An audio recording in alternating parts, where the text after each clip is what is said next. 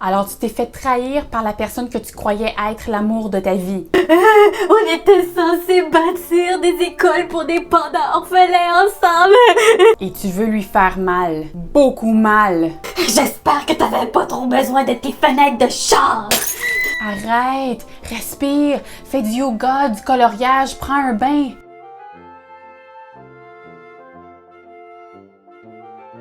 Parce que le mal que tu fais aux autres pourrait te hanter pour le reste de ta vie.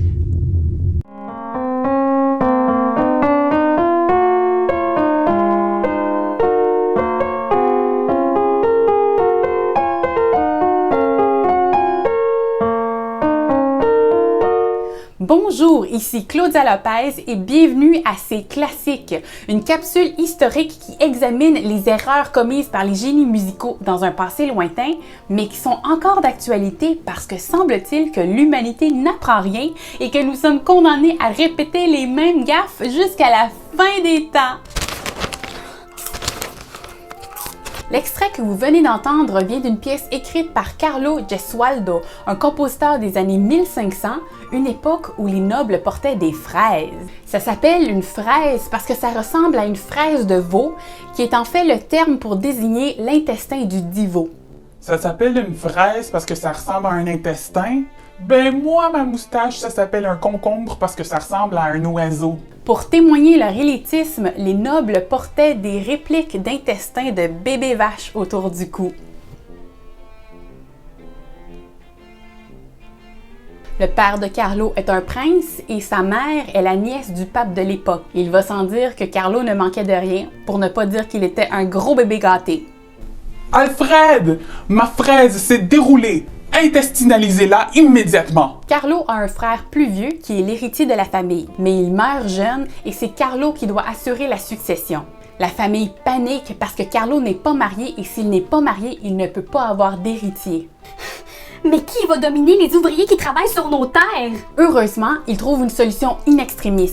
Carlo marie sa cousine, Maria d'Avalos. Qui de mieux pour assurer la descendance de ta famille que ta famille? Une chance, on peut toujours compter sur eux. Et au fil du temps, Carlo commence à avoir des doutes sur la fidélité de sa femme. Il élabore un brillant stratagème. Il dit à Maria qu'il va partir en voyage de chasse, mais en fait, il se cache dans un buisson. Mais quel génie machiavélique! Il revient en cachette chez lui pour découvrir sa femme au lit avec un autre homme. Quoi? Mais cet homme n'a aucun lien de parenté avec toi. Comment peux-tu être intime avec lui? Carlo prend une bonne inspiration et un couteau avant de poignarder sa femme et son amant.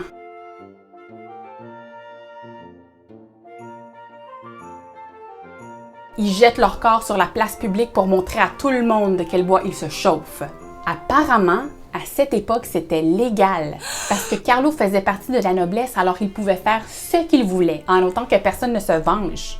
Alors il engage des gardes et il fortifie son château pour pouvoir se protéger. Je vous rappelle qu'on est encore un peu au Moyen Âge. Beethoven aurait jamais eu ce comportement.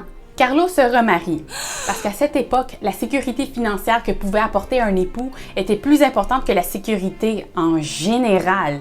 Et il a enfin un enfant avec sa nouvelle femme. Yeah! Mais la nouvelle femme de Carlo trouve qu'il n'est pas très divertissant. Écoute ma belle, compte-toi chanceuse parce que ça aurait pu être pire. Il aurait pu être meurtrier. Au moins t'es encore en vie, girl. Sa femme le trouve tellement emmerdant qu'elle demande la permission au pape directement pour pouvoir le divorcer. Votre sainteté, vous vous souvenez de l'homme qui a tué votre nièce? Je pensais que c'était un bad boy, mais il est juste vraiment emmerdant. Est-ce que je peux avoir un divorce? S'il vous plaît, s'il vous plaît! Et le pape, dans toute sa sagesse, lui dit « Ma chère dame, bien sûr que non! Mais qui a laissé entrer une femme au Vatican? Sécurité! Voyons le padre.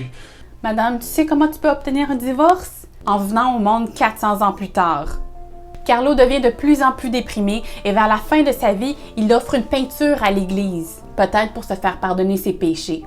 Son seul héritier meurt quelque temps avant lui et cette branche de la famille Gesualdo s'éteint. Certains pensent que Carlo est mort d'un problème aux intestins.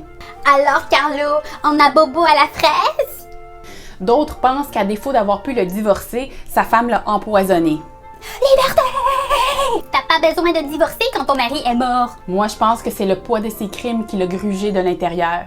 Bref, des fois, la trahison fait moins mal que la vengeance qui suit. C'est classique.